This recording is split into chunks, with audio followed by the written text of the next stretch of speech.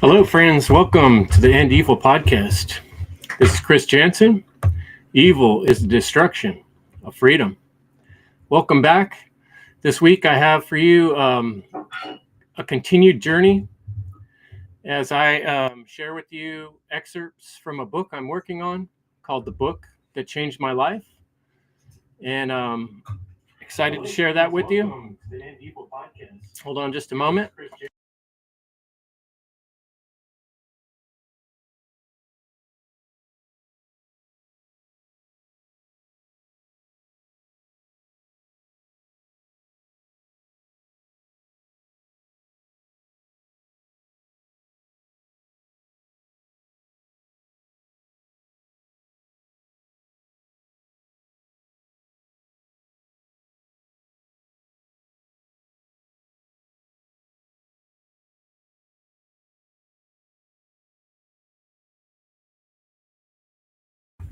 Sorry for the short pause, friends. I want to talk to you about some upcoming events I have coming on the podcast. For folks that want to meet up, planning this get together next week on Monday night, and it's going to be called End Evil Connect.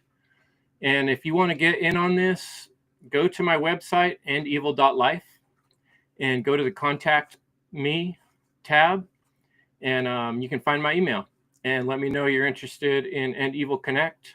We're going to meet on the first Monday of the month. And if you don't make it this one, we'll try the next one. But the idea is to create another mastermind group of people that care about truth and freedom and natural law and want to work towards that end in a collaborative environment. So if that fits the bill and something you're interested in, connect with me and we'll get set up for that meeting. But without further ado, welcome to the show, and I'll pass it on to some pre-recorded material that I've done this week, and I'll see you guys at the end of the show.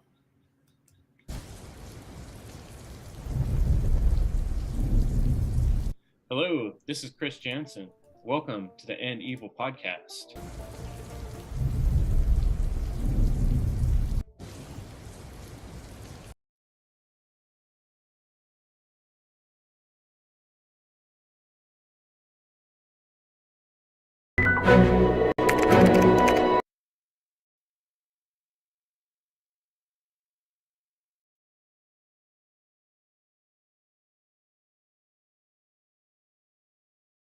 Hey there. Today I'm going to read a chapter. This chapter is called Truth.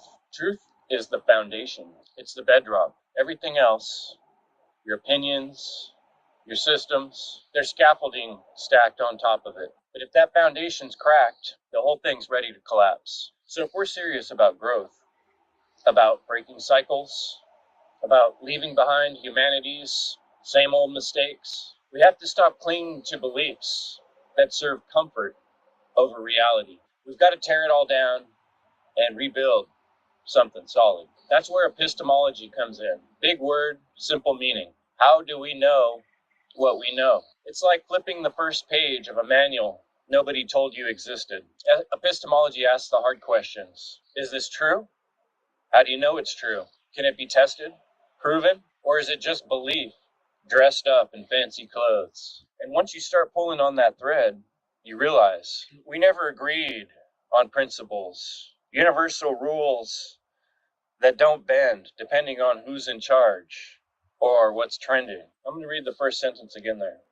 And once you start pulling on that thread, you realize we do need agreed upon principles. We need agreed on principles, universal rules that don't bend depending on who's in charge or what's trending. As Jeremy Locke put it, principles are truths that create freedom. Not opinions, not preferences, truths. They're the compass in the storm.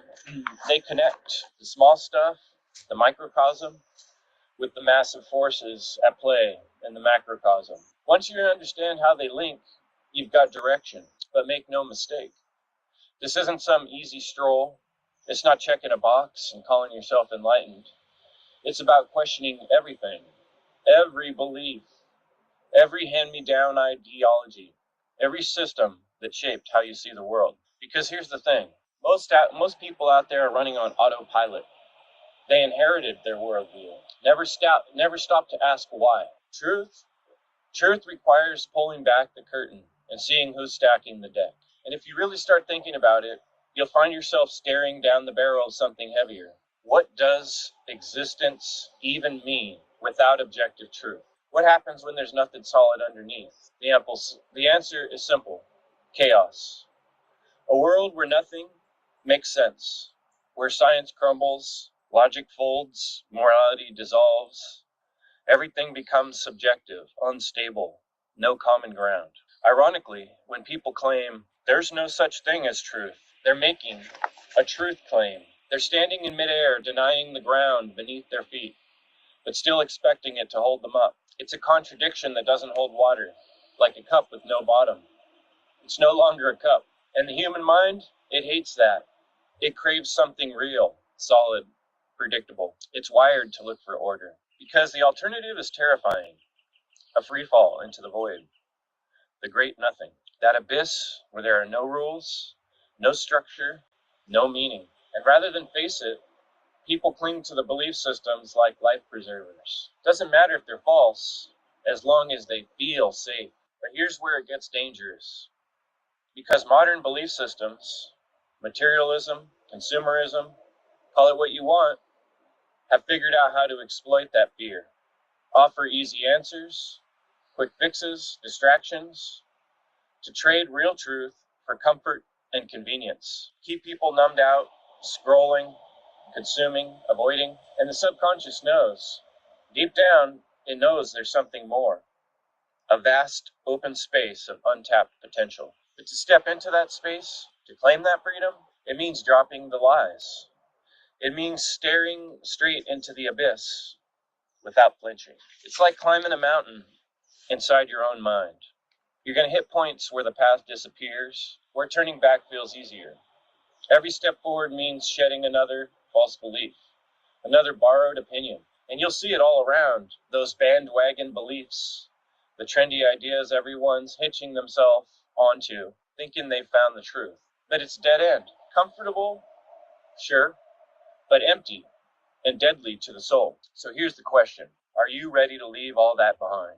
Are you ready to put in the work, face the discomfort, tear through the noise, and find the truth, no matter how hard the climb gets? Because truth won't chase you. It's waiting at the top or hiding in the crevices, waiting for you to be ready to see and hear it. And it's up to you whether you make the climb or stay stuck in someone else's game. Are you going to try again? Are you going to try again? Go up the left side. It's the old Indian face. He's on his feathers, his headdress, his mount.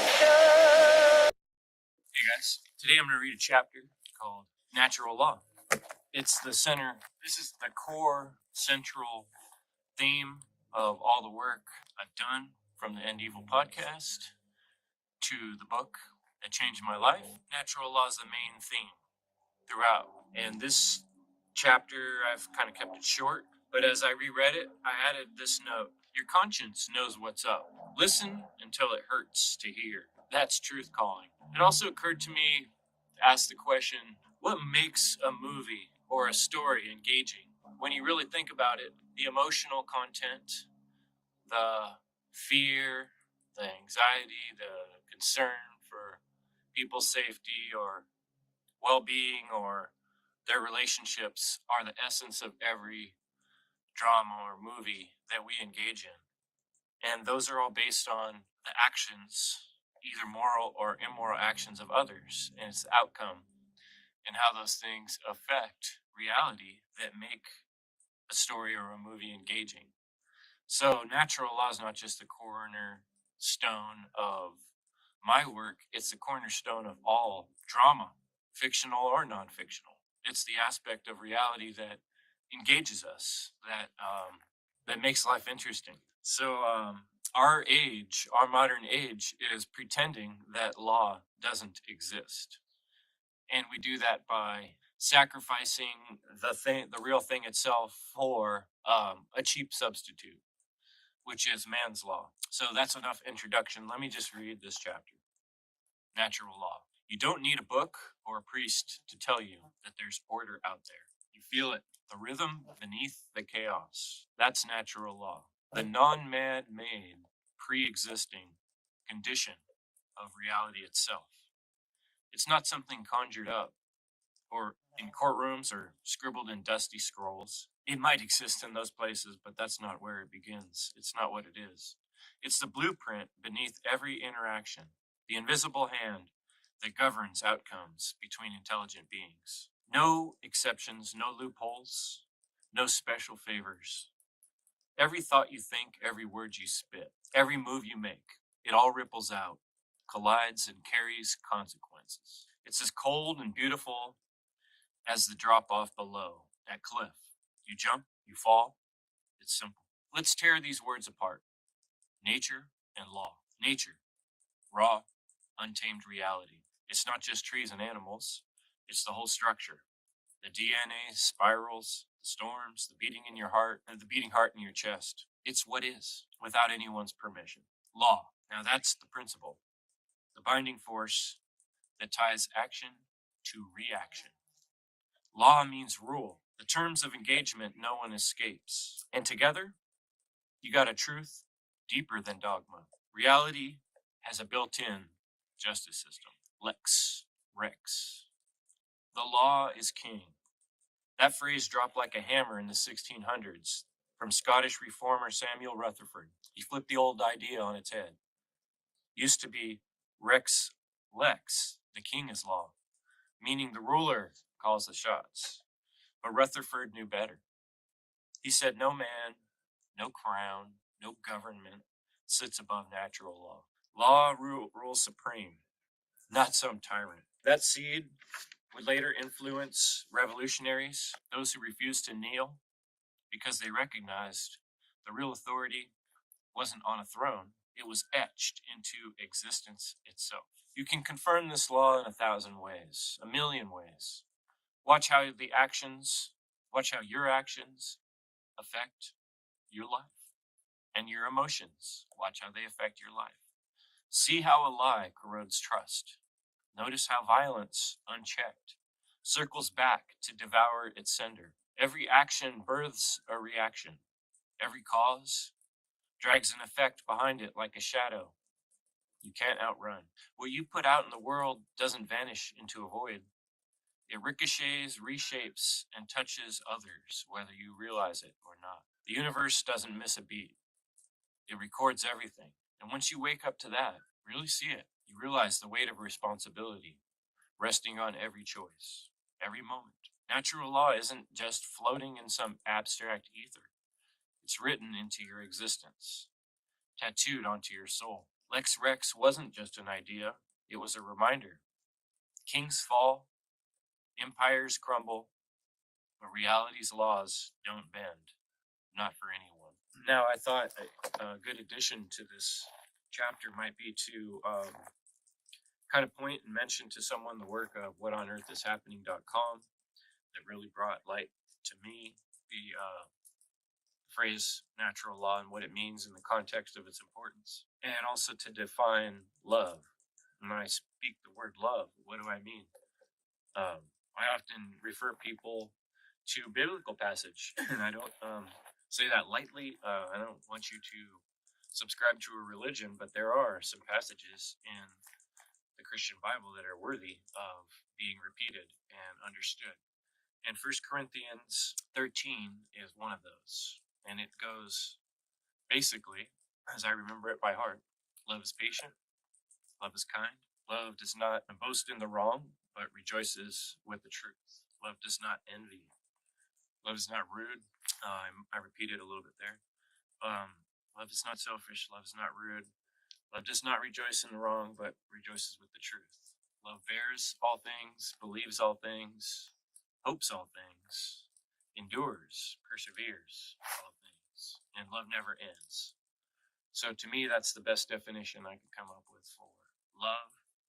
And it's the essence of the good side of the force, that which is not hate, that which is not any form of stealing, and that which is contributing to the growth and the creative process of all life. And it's important to remember that humans are working on a different slightly different realm of existence than animals, just as animals are on a slightly different realm than plants, and plants are on a slightly different realm from minerals and such.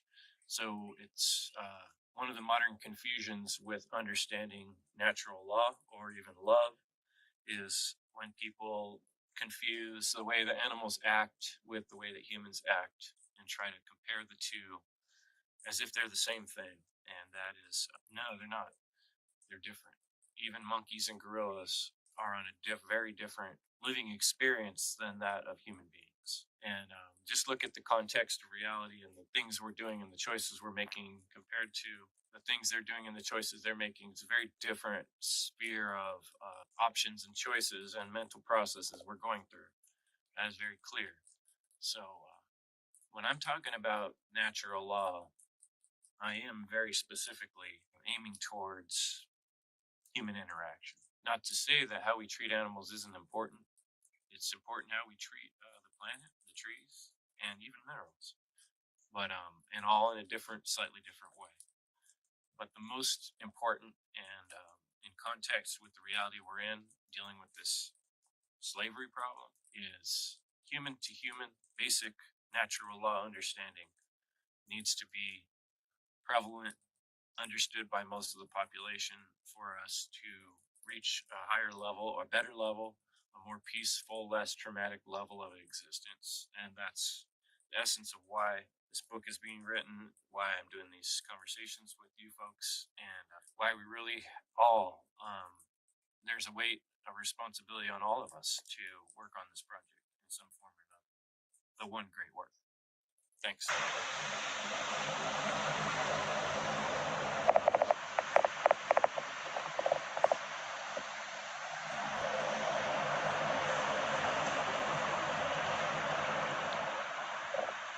All right, looks pretty decent. So this chapter I'm going to read today is called the Tesseract. I've played around with this concept. I've been very intrigued by this concept of the hypercube. The hypercube is a multi-dimensional square, basically.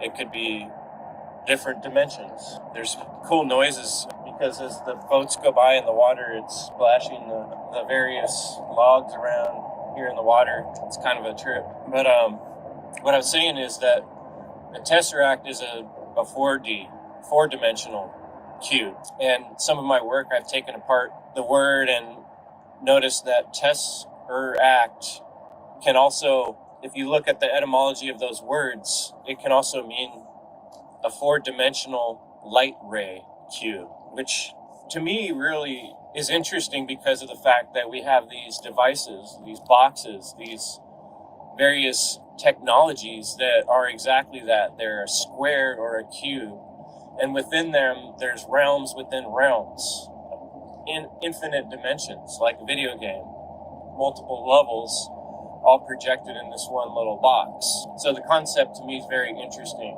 But thanks for joining me today, folks. This is the Tesseract from the book I'm writing called The Book That Changed My Life.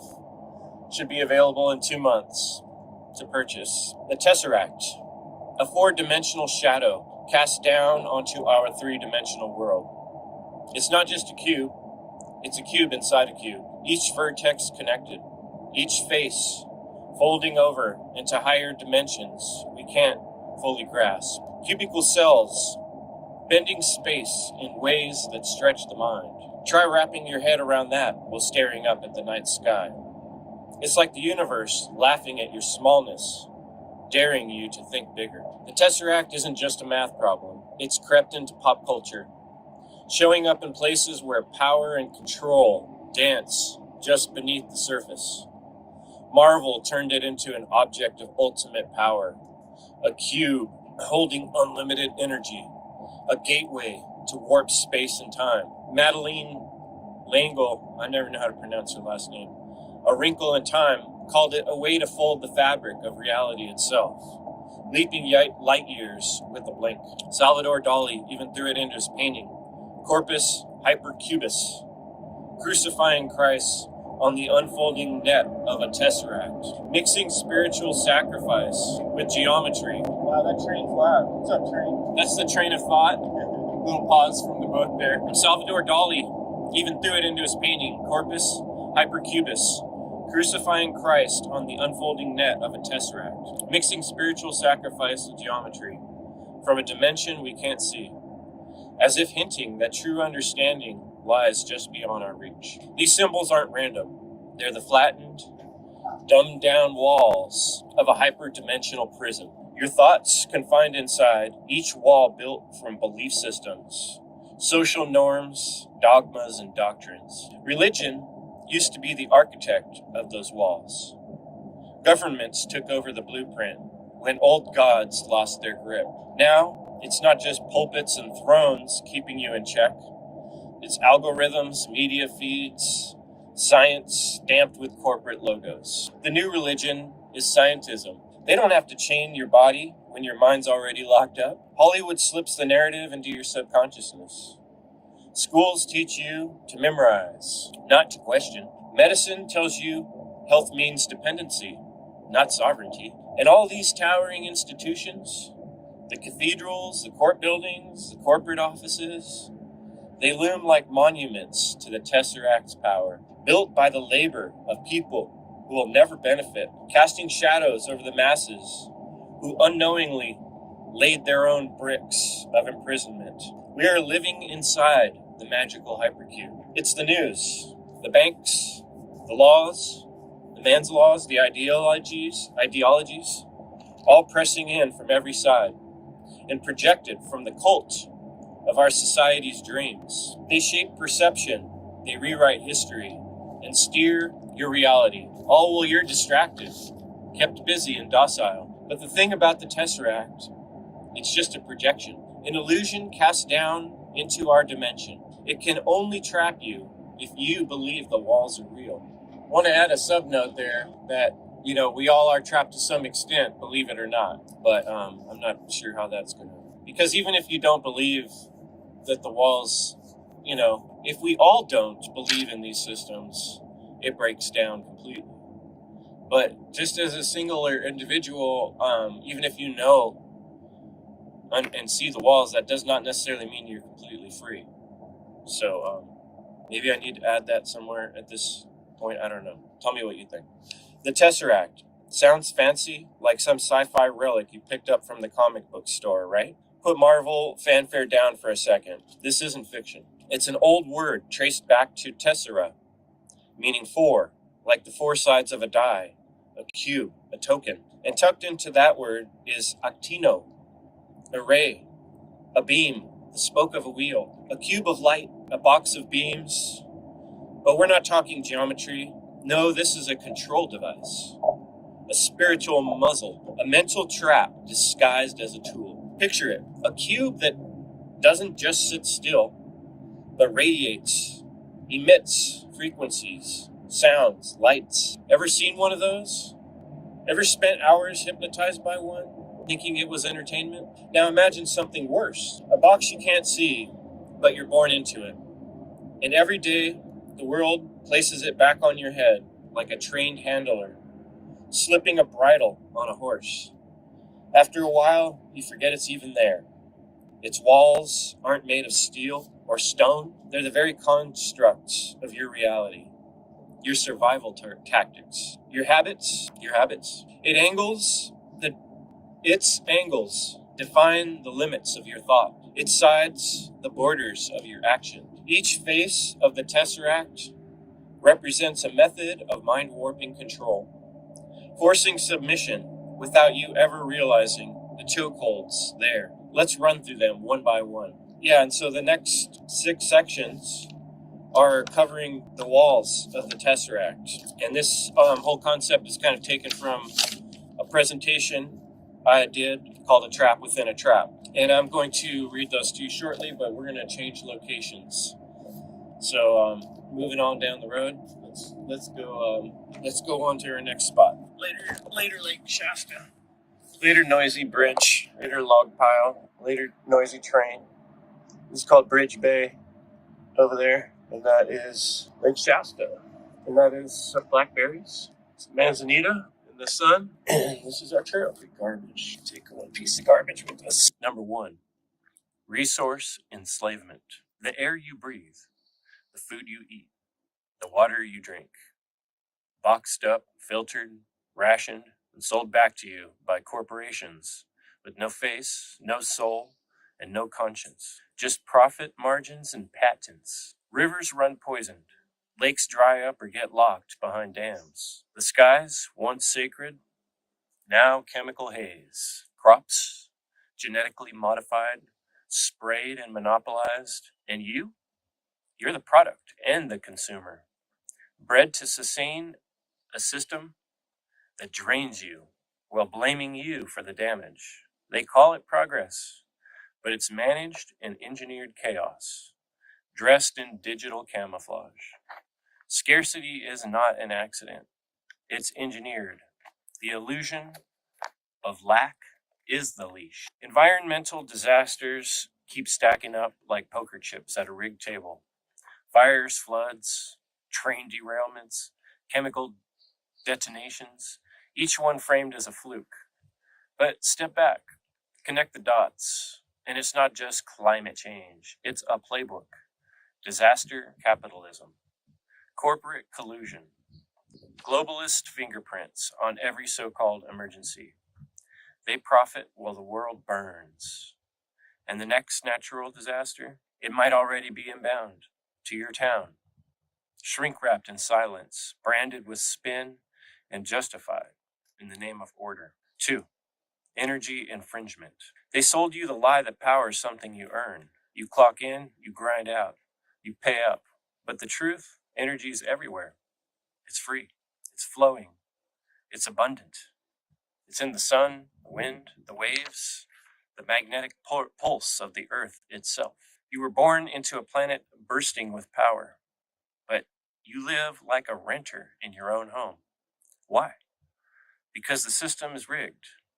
Power isn't scarce, it's just controlled. They built cages around the current, wrapped the flow in contracts, meters, taxes, patents, licenses. They hoard it behind paywalls and call it infrastructure. They flip the switch and your life goes dark. You think wars are about freedom? They're about the on switch. Nations don't crumble over politics. They fall for oil, for lithium, for land with wires running through it.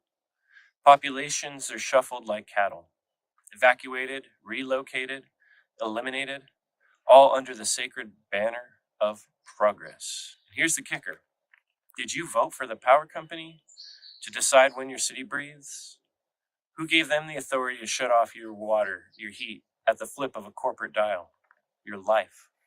Who decides when it's time for you to leave your home? Let's go deeper. Is your internet cable really an umbilical cord to some big protective parent in the sky? Or is it just another chain, keeping you quiet and numb, entertained and obedient? Your devices, are they connecting you to your neighbor or pushing everyone deeper into their self-made digital selves where comfort is the cage and convenience is the warden? And your food, where does it come from? How many miles did it travel? How long till the shelves go dry when the trucks stop rolling? We live in a world where they tax you for collecting rainwater. Let that sink in. The sky cries and they claim it. You better ask yourself, where's this really going? And how long will you keep paying for chains that were once your birthright? 3.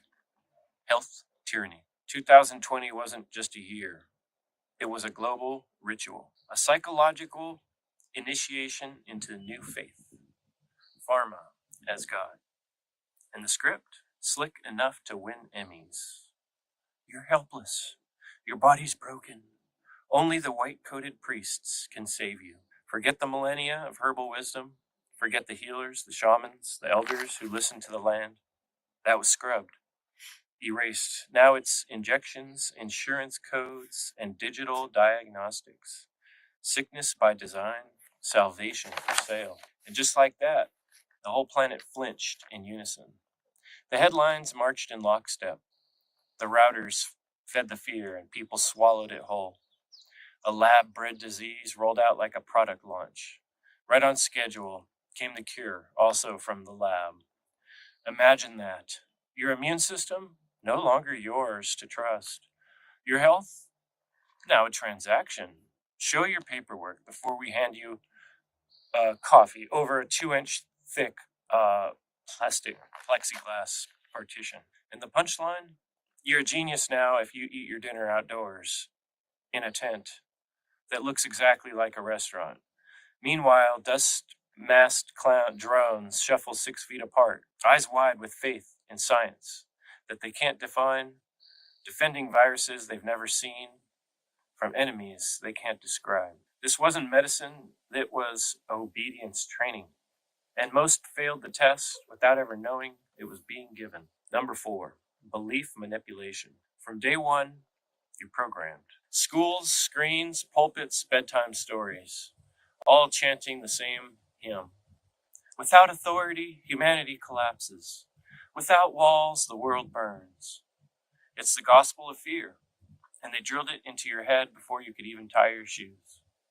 You've already seen the movies, Mad Max, Gangs of New York, The Purge. Pick your poison. They don't even hide it.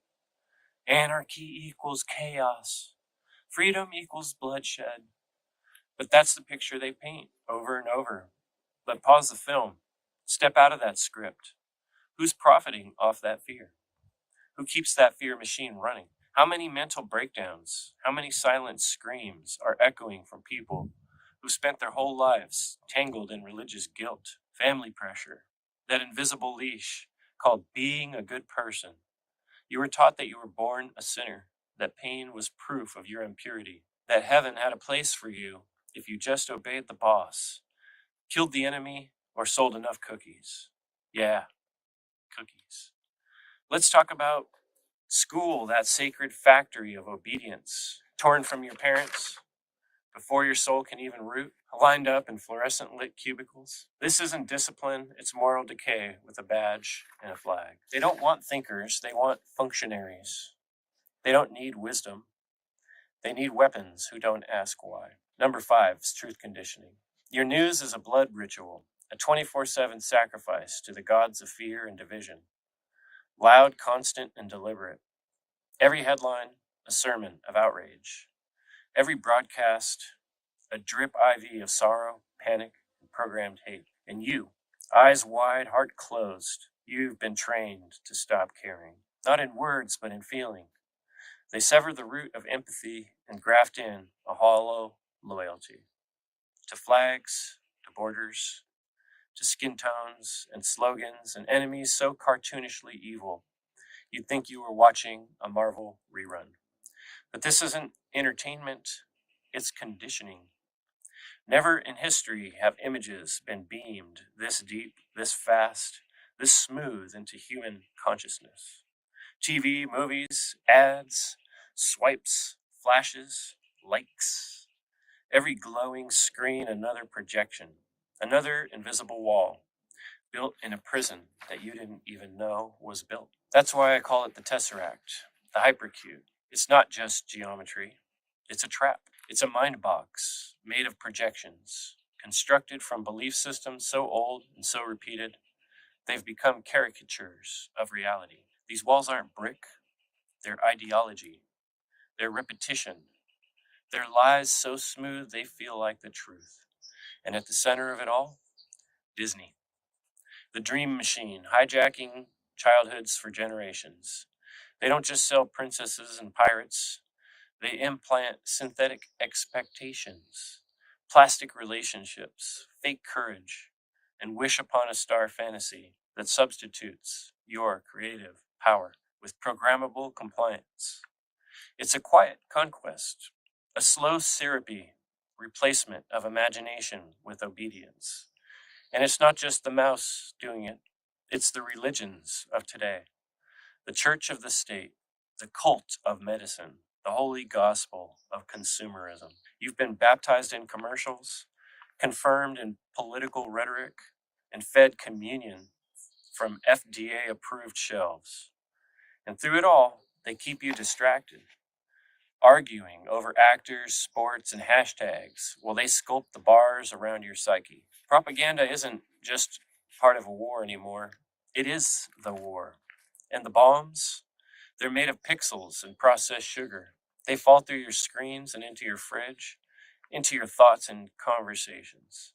You're being carpet bombed with convenience. And every mindless product you consume, it's a bullet. One more hit to your soul's immune system. Every sovereign man, every truth-speaking woman, crucified, metaphorically nailed to the cultural cross, mocked, censored, erased for daring to question the machine. And still they whisper, die for your country, be a hero.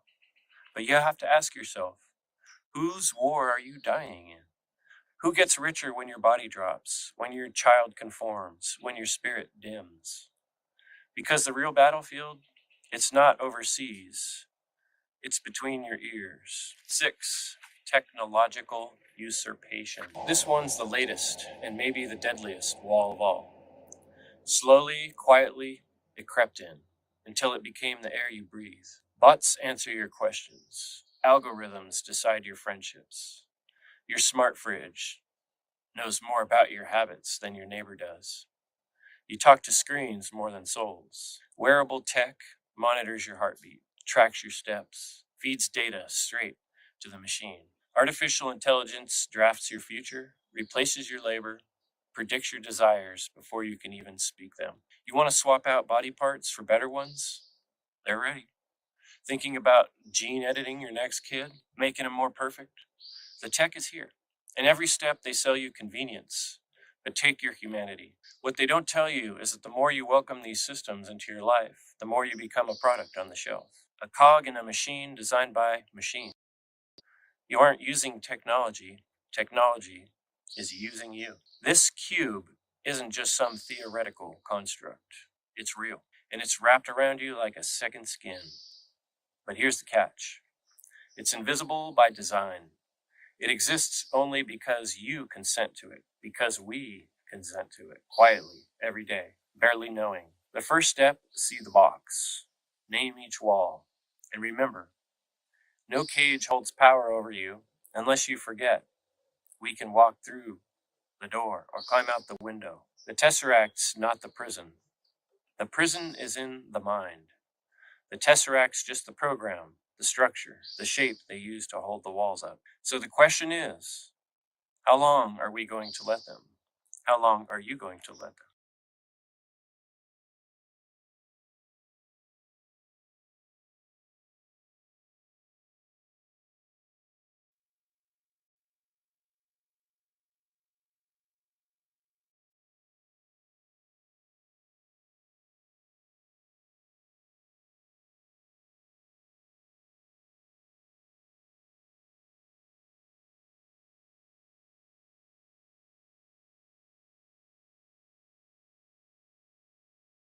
them?